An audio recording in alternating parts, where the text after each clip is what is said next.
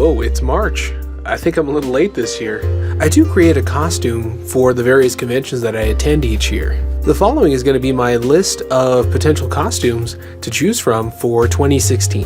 One of these I'm going to go ahead and create, such as fabricating and searching for pre-made costume pieces, whatever they may be.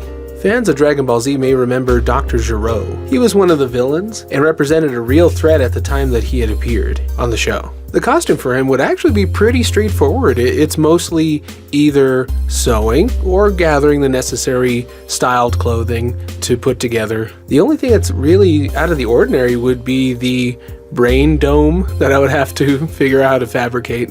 As far as that goes, it wouldn't be the overly hottest costume I've ever worn, but wearing the hat and everything all day could be tough. Most people would recognize the classic costume of Dr. Doom. I think this one would be fun. It'd be very recognizable. A small concern would be that it would be a pretty heavy build, that I would have to make all of it out of the armor out of foam, substitute here and there with different types of cloth, but for the most part it would take a lot of fabrication. It also would be pretty warm, as there wouldn't be a whole lot of way to breathe unless I cheated it and didn't wear the armor all over. Green Lantern could be a heck of a fun costume. It would be relatively simple. Some of the costumes are armored and can present some variations. I could be either, of course, Jon Stewart, Kyle Rayner, Hal Jordan, all the different versions of those. This costume would probably be one of the easier ones to wear, except for maybe it would require me to be in a bit better shape than I am in.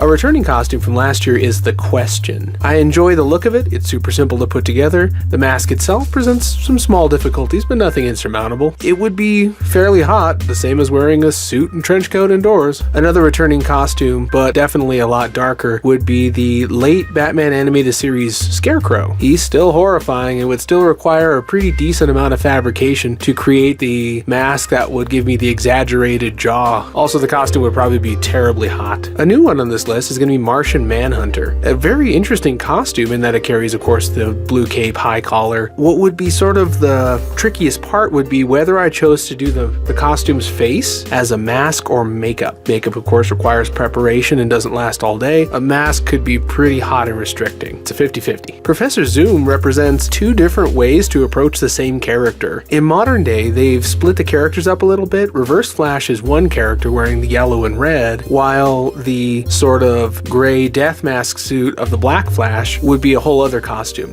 Technically, they're Reverse Flash and Professor Zoom. Both of them relatively easy to acquire all the parts for. A little expensive, but they're out there. The hard part is both of them are hot and restricting. Visually arresting and eye-catching would be Arkham Knight Azrael. I recently played through Arkham Knight, I know I'm a little late, and I came across good old Arkham Knight and thought his costume is fantastic. It's even reminiscent of another costume that I've worn in the past. The two hurdles would be that it is pretty restricting. There are a lot of individual elements, and it would be probably the very warmest costume on this list. Last, of course, is someone dear to my heart, good old Big Boss, Venom Snake, Punish Snake, from the Metal Gear Solid series, specifically as he appears in Metal Gear Solid 5. It would be an amazing costume, a heck of a lot of army surplus to create some of the lesser parts. The clincher of this costume would be two different items. One, I would have to wear an eye patch, and though I've done that an awful lot over the years, it's still disorienting since I don't have the strongest sight in my left eye. The other thing would be fabricating the robotic prosthetic glove. It would be so fascinating to work through that, to figure out how people have done it before, how to make it best, how to